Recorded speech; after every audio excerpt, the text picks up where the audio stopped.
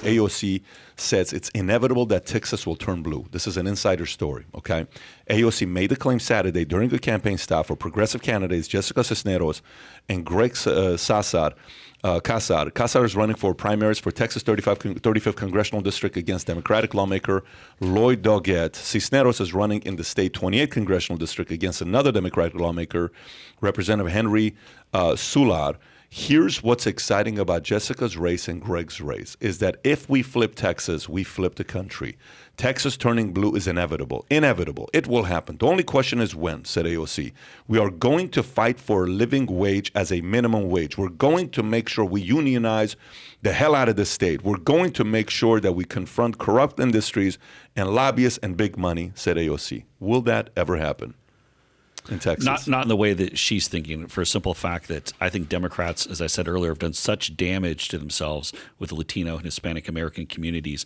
I'm old enough to remember 20 years ago when people said that Florida was going to go blue, it would never come back. Look at the diversity that we have in Florida. Look, we have all these people from Central and South American countries, people coming from Africa and other countries from all over the world. There's no way that's going to just stay this red state. Well, guess what? Many of the people who are coming to Florida support freedom. They support democracy. Who are people, to your point earlier about laws, and you want to know who really respects laws in America? Immigrants. Why? Because in some of the countries where they came from, they didn't have the rule of law. That was something that maybe they had in America.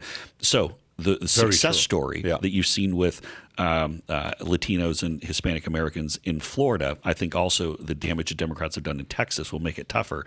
Now, obviously, they're not monolithic communities, so it's we have not had the same movement.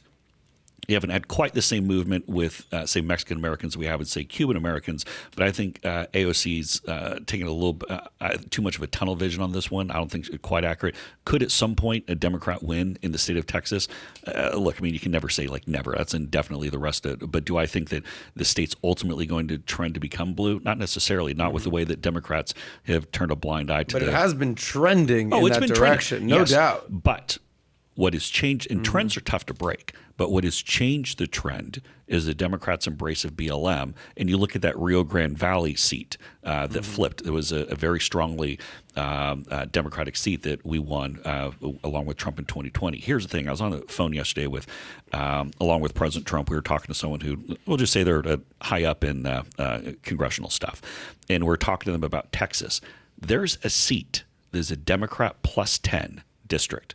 Plus 10, usually like in the 3 to 5 range, even on a good year. Maybe it's in play. Maybe if there's a kind of a tidal wave. D plus 10 that Republicans are targeting. And the reason being because they think that Hispanics are going to flip so much against Biden and against the Democrats that it's actually in play. That dynamic, but what I don't know is how much of that is kind of the What city is that in? Or what area is that? To be honest with you, I don't remember the exact where. Because if you look at the map of Texas, you look at any major city that they voted blue: Dallas, Houston, San Antonio. Well, Adam, look at this bottom right here on the map on the TV. It's all blue, right? And what is that right up against? It's up against the border. We're gonna have 2+ million immigrants come into the country this year alone. Imagine this keeps going. Hispanics that live here don't like the illegal immigration because they know what it does to their jobs. They know what it does to their wages. Et cetera, et cetera, et cetera. When is that map from? This is from 2020. This is before the immigration. It'll be interesting to see what happens in 2022. It's a lot of red right there, but we'll see. But look at the popular vote. I mean, it's neck and neck. It's 6 percentage points. Yeah, I mean, even when Beto went against Ted, I watched that debate. I mean, that was a close call between those two guys, you know, and Ted should have lapped the guy. Yeah. And Beto just flipped his stance on guns on Second Amendment because he understood that it was close. He thinks he can win Texas. They think they can flip Texas, but 2022 Texas is going to be a bellwether.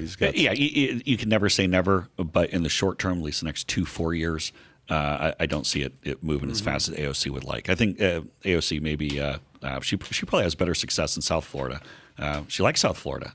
She likes hanging out. She likes South Florida a lot, and you would agree if Texas flips, that really hurts Republicans' chances of winning elections. I mean, yes, this ain't no small little. Oh well, right, you but might. It's you not lose Texas, you're finished. It's not in a vacuum. You look at the way that say Wisconsin, Michigan, Pennsylvania have all shifted further to the right in the last 2 presidential races. Those had not been contested states in some 20, 25 years, and now they're viewed as toss-ups. The blue wall that they speak of. Florida got 2 more Republican, by the way, just so you know. Florida went up 2 more Republican, which means the Florida state matters more now than it did a year ago, 2 years ago, 3 years ago, 4 years ago. It's going in the direction of those who like to be free, those who like to have jobs, those who like to pay low taxes, those who like to be left alone, those who like crypto with the guys we had at the house yesterday till God knows one time talking about Meta and NFTs and all these different things.